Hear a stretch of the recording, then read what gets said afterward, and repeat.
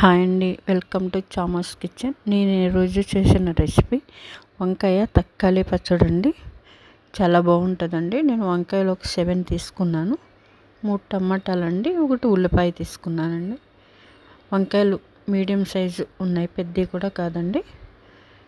ఎండుమిరపకాయలు, మెంతులు, జీలకర్ర, ఒక అర స్పూను ధనియాలండి. ఇవన్నీ కూడా వేపుకుందాము. మెంతులు అర స్పూను, ధనియాలు అర స్పూను, జీలకర్ర స్పూన్ అండి. ఇవన్నీ కూడా దోరగా వేపుకొని ఎండుమిరపకాయలు మీకు కారానికి తగినన్ని వేసుకోవాలి. మంచిగా వేపుకొని పక్కన పెట్టుకోవాలండి.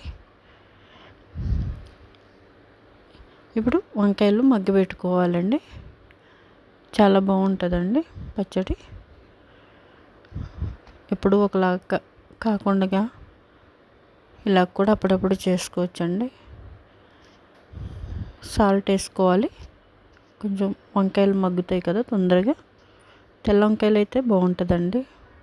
నల్ల వంకాయలు కాకుండా తెల్ల వంకాయలే చేసుకోండి పచ్చడి. ఏ పచ్చడి అయినా తెల్ల వంకాయలే బాగుంటుందండి. మంచిగా మగ్గబెట్టుకోవాలండి. ఇలాగా టమాటాలు కూడా మగ్గబెట్టుకున్నానండి, అది స్కిప్ అయ్యిందండి. ఇప్పుడు ఎండుమిరపకాయలు అవి వేపుకున్నాం కదా, మిక్సీలో వేసుకోవాలి.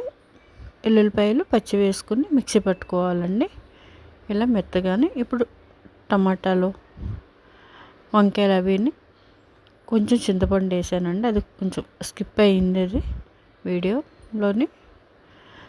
ఇవన్నీ వేసుకుని కొంచెం మెత్తగా పట్టుకోవాలి. సాల్ట్ వేసుకుని, కొత్తిమీర అవి ఏమి వద్దండి. ఎండుమిరపకాయలు వేసుకున్నప్పుడు కొత్తిమీర ఎప్పుడు వేసుకోకూడదు. పచ్చిమిరపకాయలు వేసుకోండి, బాగుంటుంది. మధ్య మధ్యలో తగులుతూ ఉంటే, తింటున్నప్పుడు తగులుతూ ఉంటే చాలా బాగుంటుందండి, మంచిగా ఉంటుంది.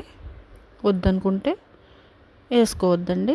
ఇప్పుడు తాలింపుకి బాండీ పెట్టుకొని 2 స్పూన్లు ఆయిల్ వేసుకొని మినపప్పు వేసుకున్నాను. మినపప్పు హైలో ఉన్నదండి, కొంచెం మాడినట్టు అయింది. ఇప్పుడు జీలకర్ర, ఆవాలు వేసుకున్నాం. మంచిగా వేపుకొని కొంచెం ఎండుమిరపకాయలు వేసుకొని కరివేపాకు వేసుకోవాలండి. ఇంకా ఇంగువ కూడా వేసుకున్నానండి. వద్దనుకుంటే స్కిప్ చేసుకోవచ్చు, అది కూడా. అందరికీ ఆ వాసన పడదు కదా, అందుకని చెప్తున్నాను. ఇప్పుడు తాలింపు పచ్చళ్ళు వేసేద్దామండి. చాలా టేస్ట్ ఉంటుందండి. ఒకసారి ఇట్లా ట్రై చేయండి. నా వీడియో అంతా చూడండి. వంకాయ తక్కాలి పచ్చడి అండి. మీకు నచ్చుతుంది అనుకుంటున్నాను.